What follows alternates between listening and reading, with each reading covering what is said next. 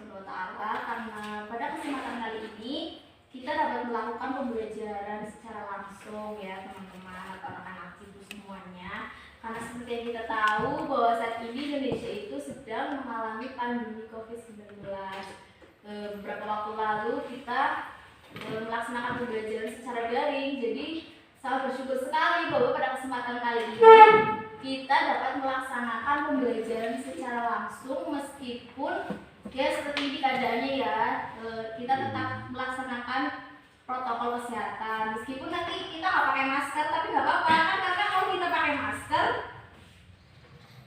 nanti pas melaksanakan pembelajaran kita susah untuk berkata atau ngomong atau apa gitu kan. Nah nanti ini untuk tetap melaksanakan protokol kesehatan kita duduknya diberi jarak ya, seperti ini udah benar, satu meja di satu anak udah benar. Jadi sebelum kita mulai, ibu mau salah satu dari kalian untuk memimpin doa. Siapa yang memimpin doa siapa? Ayo Fajar, silakan. Berdoa mulai.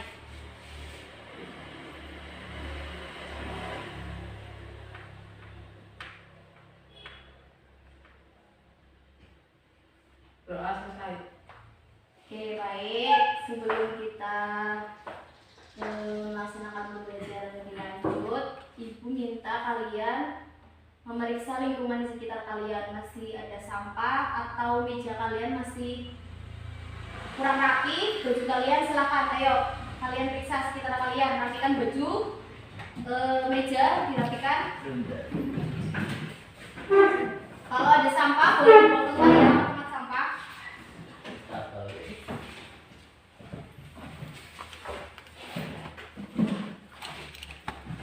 Sudah? Sudah? Ya. Oke, terima kasih anak-anak itu. Boleh? Karena ini kita menggunakan kurikulum 2013, sebelum kita melaksanakan pembelajaran, kita diwajibkan untuk menyanyikan lagu nasional ya. Sekarang ibu mau tanya dari kalian mau menyanyikan lagu apa? Terserah. Lagu apa? Garuda Pancasila. Apa Indonesia Raya? Indonesia Raya. Indonesia Raya, boleh. Sudah, siapa yang memimpin? Oh. Boleh Fajar, silakan maju. Yang bisa? Jadi ibu yang akan memimpin ya. Ya. Oke, kita mulai. Boleh berdiri buat kalau meninggal berarti saya. Oke, kita mulai ya. 1, 2, 3. Indonesia tanah airku, tanah tumpah darahku. Di sanalah aku berdiri, jadi pandu ibuku. Indonesia kebangsaanku, bangsa dan tanah airku. Marilah kita berseru, Indonesia bersatu. Hiduplah tanahku, hiduplah negeriku, bangsaku, rakyatku semuanya. Bangunlah jiwanya, bangunlah badannya untuk Indonesia Raya.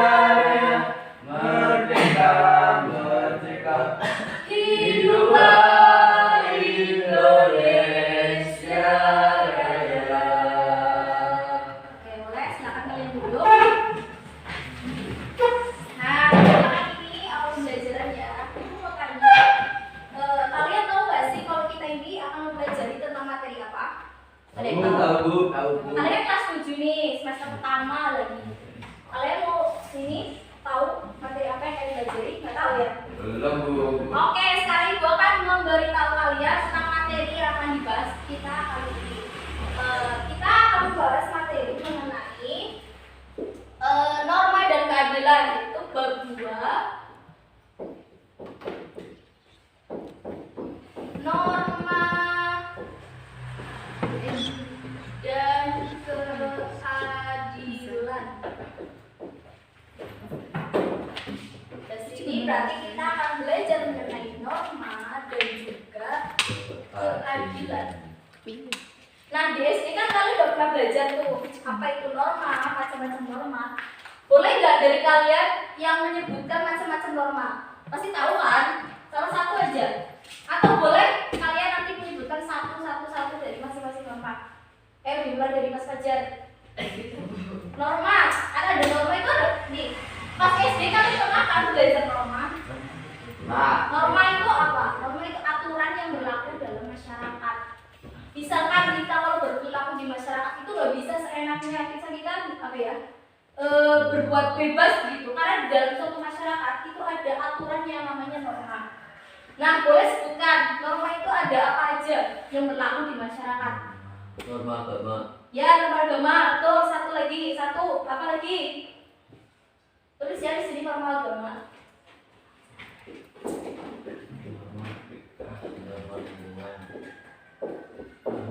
Apa?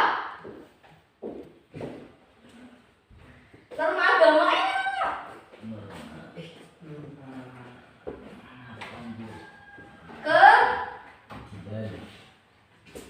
Keadilan sendiri, norma itu sendiri. Apa? Kesopanan. Kesopanan.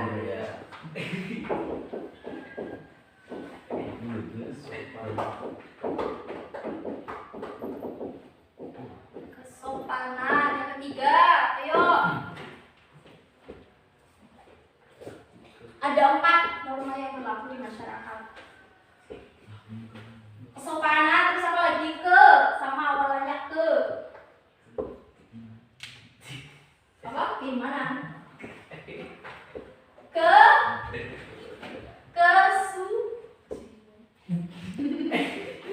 Bukan kesusilaan. Tahu ya norma kesusilaan?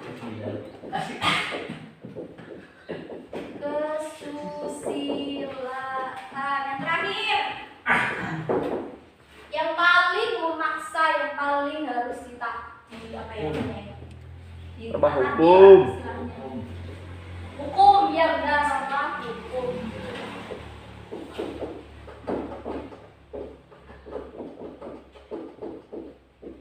Nah, apa sih norma agama itu? Norma kesopanan, norma kesusilaan, dan norma hukum. Nah, tadi norma agama itu norma yang bersumber dari ajaran agama. Misal agama kita apa? Agama Islam. Misal ya, contoh Islam.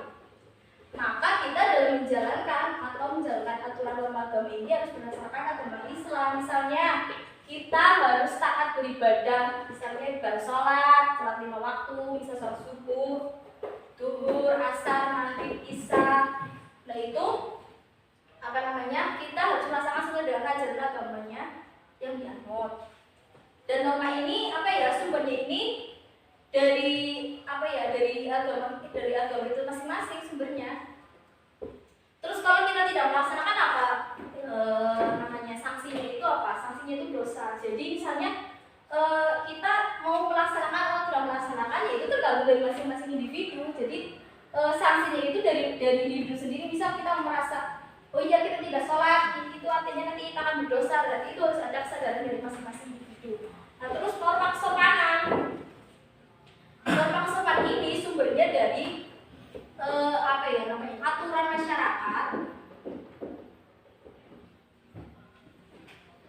Aturan masyarakat yang dianggap baik atau buruk dalam melakukan suatu hal. Sama ya, tadi yang mirip dengan artian norma, kalau misal norma kesopanan di masyarakat kita seperti apa. Misalnya kalau di masyarakat Jawa atau masyarakat Indonesia ya umumnya itu, misalkan kita sedang makan itu tidak boleh sambil berbicara, berdiri, atau di depan orang tua kita harus lebih sopan, harus berbicara dalam bahasa yang halus, bahasa yang sopan, bahasa yang baik dan benar dan sebagainya. Nah, yang selanjutnya norma kesusilaan. Nah, norma kesusilaan ini sumbernya ini dari hati nurani manusia. Misalkan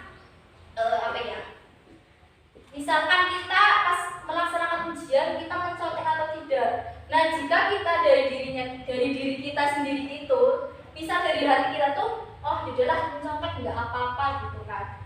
Nah, itu berarti dari dirinya itu sudah terbentuk keburukan, berarti tidak mencerminkan norma kesusilaan.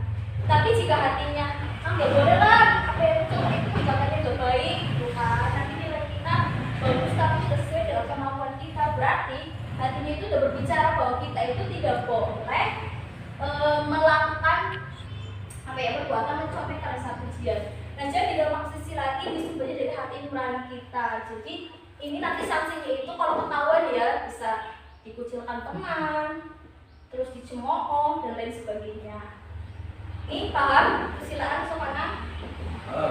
Oke, kita lanjut pada norma hukum. Nah, norma hukum ini norma yang bersumber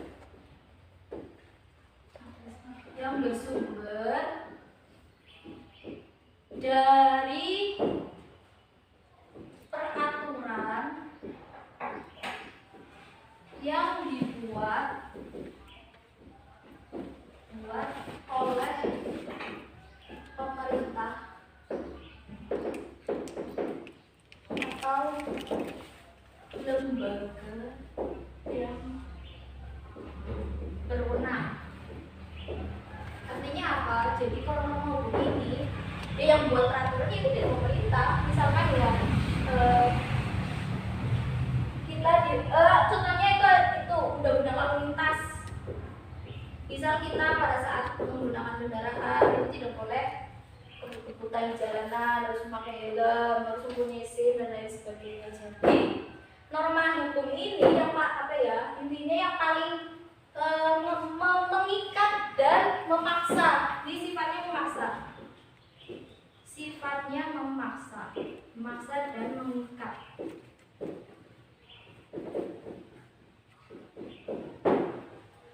Meskipun norma agama juga harusnya memaksa ya, harusnya memaksakan itu juga berasal dari ketentuan Tuhan. Cuman kan ini kan tergantung individu masing-masing.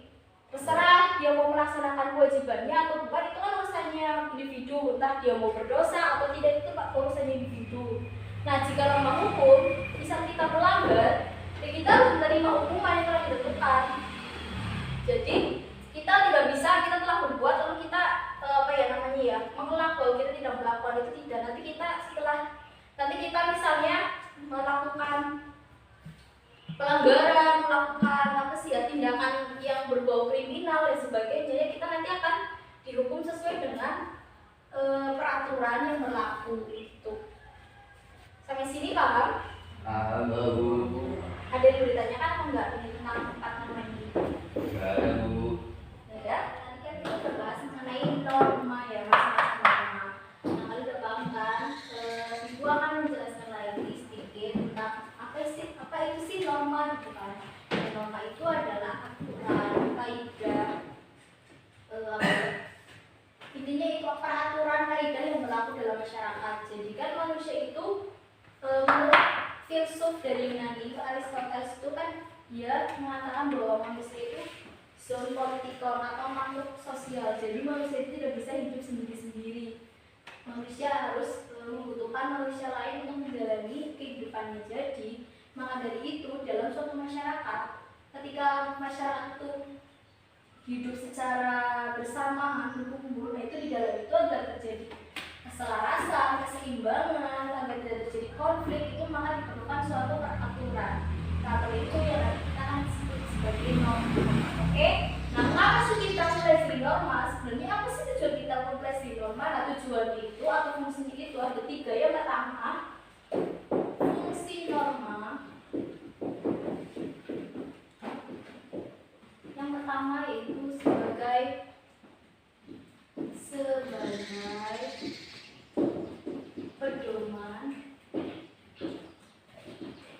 dalam bertingkah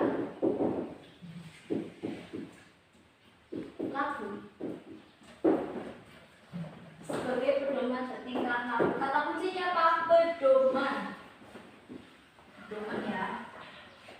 Jadi ketika kita hidup dalam suatu masyarakat, agar tadi terjadi keseimbangan, keselarasan dalam mewujudkan kemakmuran bagi rakyat, itu harus ada pedoman, harus ada rambu-rambunya. Nah, contohnya ya, kita ambil yang gampang aja deh. Contohnya itu misalnya pedoman dalam berlalu lintas ya. Ini contoh. Pedoman dalam berlalu lintas. Kita ilustrasikan seperti ini. Nih, misalnya ada perempatan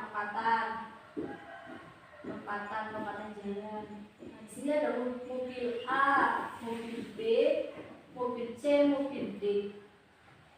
Kita umpamakan semisal tidak ada rambu-rambu lalu lintas atau tidak ada peraturan lalu lintas.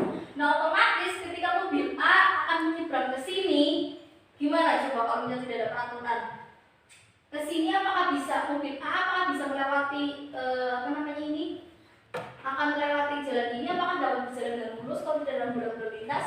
Tidak, karena otomatis di sini nanti akan bertabrakan dengan mobil C, mobil D, kalau bertabrakan mobil D, belum lagi ada kendaraan lainnya dan sebagainya. Nah, makanya dalam kehidupan ini diperlukan suatu pedoman dalam bertingkah laku. Jadi sehingga nanti tujuannya akan menimbulkan keselarasan, keseimbangan, kemakmuran tentunya bagi rakyat. Gitu. Paham nggak? Paham. Oke, kita langsung ke fungsi yang kedua. Mengatur kerukunan anggota masyarakat.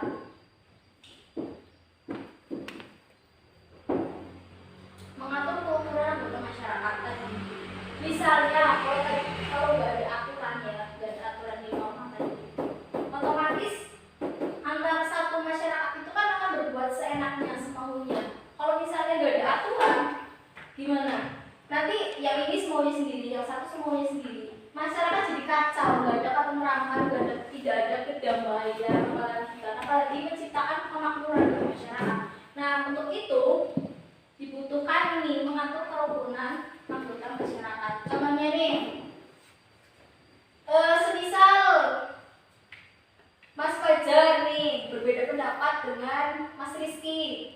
Nah, misalnya perbedaan pendapat itu tidak bisa diselesaikan secara damai, terjadi konflik, entah itu konflik secara secara omongan, pertentangan secara omongan, bisa jadi pertentangan secara fisik misalnya. Nah, hal itu tidak boleh dilakukan secara keras, secara sendiri-sendiri. Tidak boleh menyelesaikan masalah itu sesuai dengan keinginan diri, tapi harus sesuai dengan sesuai dengan prinsip kekeluargaan. Misal kita harus menyelesaikan masalah itu dengan musyawarah,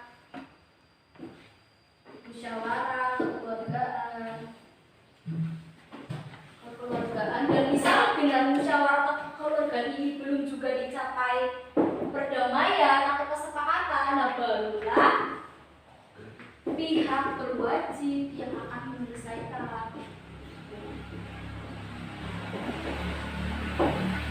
Ini sudah berkelahi, nggak bisa dilerai, nggak bisa didamaikan. Ya udahlah, bagi pihak berwajib, biar pihak berwajib yang mengurus ini. Inilah fungsi norma untuk mengatur kerukunan anggota masyarakat. Gimana? Apa ada yang ditanyakan? Tidak ada. Tidak. Oke, kita lanjut.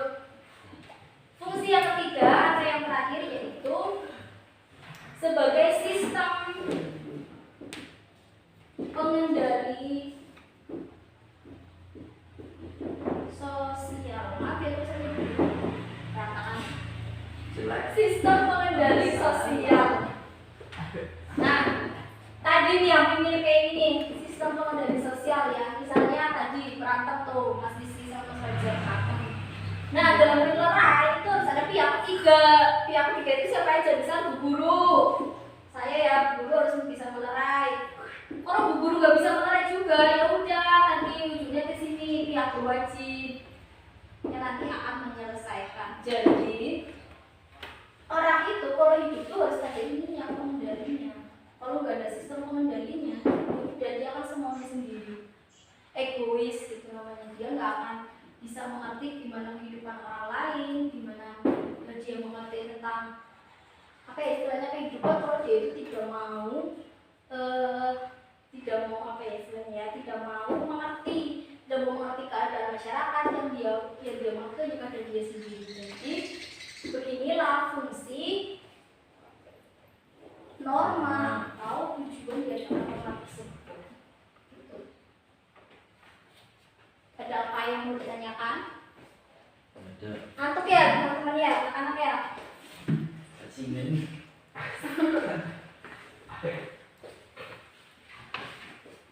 Nanti kalau ini nggak ada yang mau ditanyakan, itu langsung lanjut ya. Ya, harus ya Bu. Atau biar nggak ngantuk, kita senam apa ya? Senam biar nggak ngantuk ya gimana ya? Nggak usah aku lanjut aja pelajaran Bu. Lanjut aja. Oke, tadi kan kita sudah bahas tentang depan semua ya, nama ya. Aduh. Siap. Nanti setelah kita operasi norma, apa sih Bu hubungannya norma dengan keadilan ini, dalam mewujudkan keadilan? Nah, kan seperti yang kita tahu bahwa Indonesia itu adalah negara hukum ya, negara hukum. Ya Bu. Nah itu diatur dalam pasal 1 ayat 3 yang berbunyi Indonesia adalah negara hukum. Dan nanti jelas banget ya dijelaskan bahwa Indonesia itu negara hukum. Jadi segala peraturan yang ada di Indonesia itu harus berdasarkan hukum. Itu memang benar. Selain dalam pasal 1 ayat 3 dan juga pasal 27 ayat 1 yang berbunyi segala warga negara bersamaan kedudukannya dalam hukum dan pemerintah dan wajib menjunjung hukum dan pemerintah itu tanpa ada kecualian.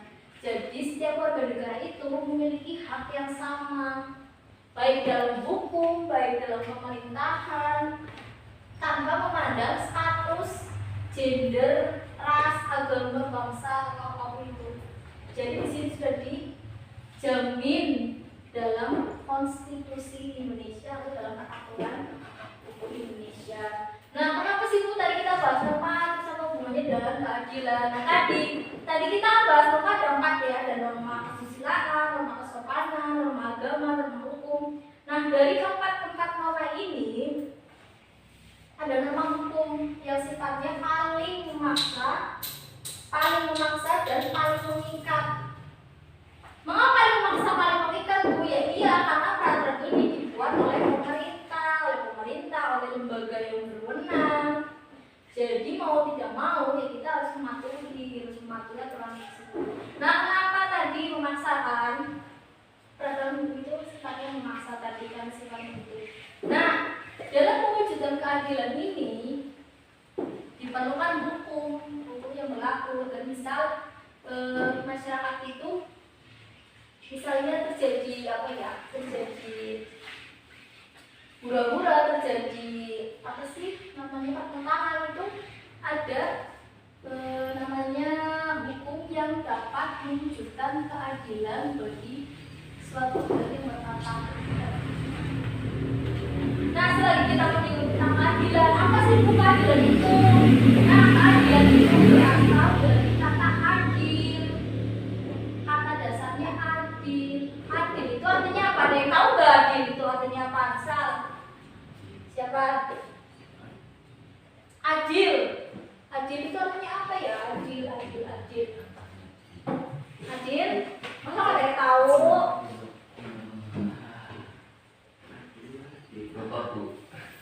Adil itu kan contoh ya, adil itu tidak berat sebelah. Tuh contoh. Tidak sewenang-wenang. Ya seimbang, itu benar Mas Panji. Itu benar tadi keadilan itu tadi tidak berat sebelah. Terus ada juga tidak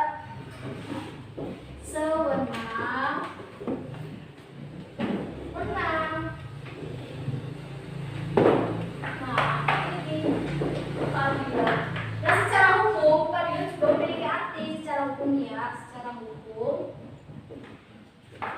keadilan itu dapat diartikan adanya persamaan di depan hukum. Adil tadi, hukum itu harusnya tidak tumbuh ke atas tapi tajam ke bawah ya, tapi di realitanya itu di Indonesia itu hukum malah tajam ke bawah. Tajam ke bawah turun ke atas. Nah ini tadi persamaan di depan hukum. Terus apa lagi? Adanya jaminan hak warga negara. Jelas ya, jadi nih pengertian adil secara hukum itu dia ada kesamaan depan hukum, adilnya jaminan hak warga negara. Gitu. Paham? Paham. Oke, kita lanjut. Nah, dari setelah kita bahas tentang keadilan, nah keadilan itu sebenarnya jenisnya apa di situ atau nilai-nilai yang terkandung dalam keadilan itu apa saja? Ada 3 yang terkandung dalam atau nilai yang terkandung dalam keadilan. Yang terkandung dalam keadilan. Yang pertama, keadilan distributif.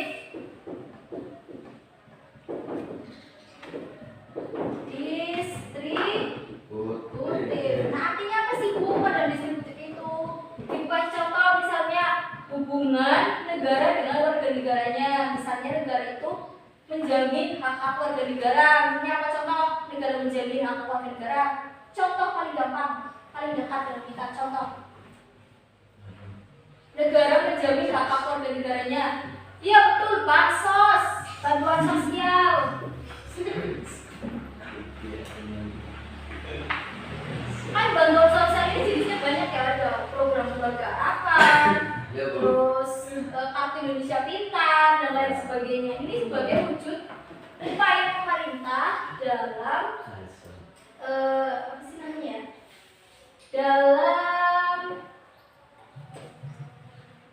Dalam menjamin hak warga negaranya. Dalam bidang pendidikan juga ada hak untuk mengenyam pendidikan, terus dalam bidang sosial, ekonomi dan sebagainya. Yang kedua ada keadilan legal. Legal ini dalam arti hukum, perkekuatan hukum.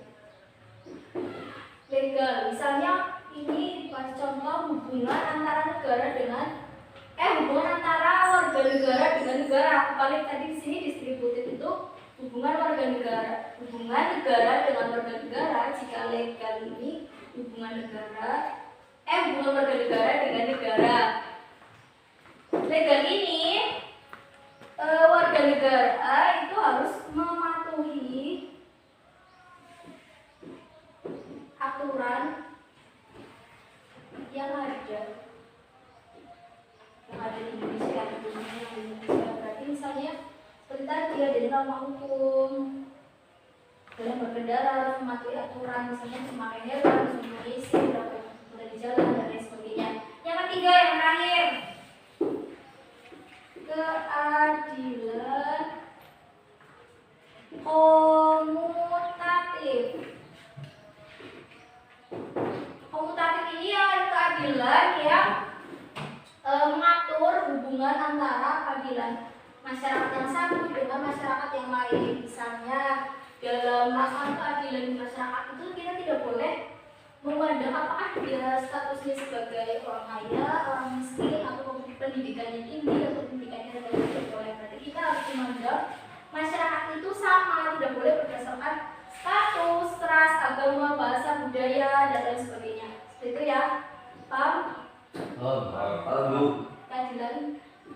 Oke ya, menurut Ibu bab 2 udah cukup mengenai pentingnya norma dalam menunjukkan keadilan. Nah, ini jelaskan lagi bahwa sistem itu ada 4, yaitu norma agama, norma hukum, norma sosial, norma kesopanan. Nah, tujuan norma ini tadi untuk mengatur pergaulan masyarakat, mengatur kerukunan, lalu sebagai sistem pengendali sosial dan sebagainya. Lalu apa sih artinya norma dalam mewujudkan keadilan tadi? dalam hidup apa ya maksud saya sebagai negara hukum. Jadi dalam tujuan untuk mewujudkan suatu keadilan yang seperti apa, yaitu keadilan yang berdasarkan hukum seperti ini tadi. Nilai-nilai yang terkandung dalam keadilan itu adalah keadilan distributif, keadilan legal, dan keadilan komutatif. Oke, untuk memperkaya pengetahuan kalian, ibu nanti akan memberikan kalian PR untuk mencari contoh masing-masing dari keadilan ini. Dicari contoh ya, tadi kan ibu sudah menjelaskan masing-masing dari keadilan. Nah nanti sebagai PR kalian ibu mau untuk memperkaya pemahaman kalian, nanti kalian mencari contoh masing-masing dari keadilan distributif itu apa saja, keadilan legal itu apa saja, dan keadilan komunitatif itu seperti apa saja. Lalu ada lagi satu tugas tambahan. Nah minggu depan kalian akan ibu bentuk kelompok ya. Jadi kalian berbagi tugas untuk melaksanakan simulasi sidang. Entah itu sidang nanti kalian simulasi sidang tentang tindak pidana saja yang gampang ya, tindak pidana, entah itu pencurian, entah itu pembunuhan, entah itu korupsi, terserah, yang penting sidang itu sidang tentang tindak pidana. Nanti masing-masing dari kalian berperan, bisa jadi berperan sebagai hakim, berperan sebagai jaksa, berperan sebagai pengacara, atau sebagai korban, sebagai tersangka juga boleh. Begitu ya, paham ya? Paham. Tugasnya udah paham? Oke, berarti terima kasih.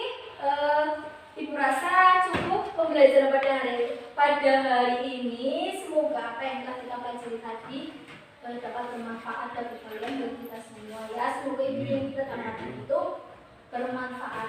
Amin. Ya, Baik, kita akhiri pembelajaran ini. Kalian sebelumnya boleh berdoa terlebih dahulu ya. Berdoa. Silakan diwakili Mas Fajar. Berdoa mulai.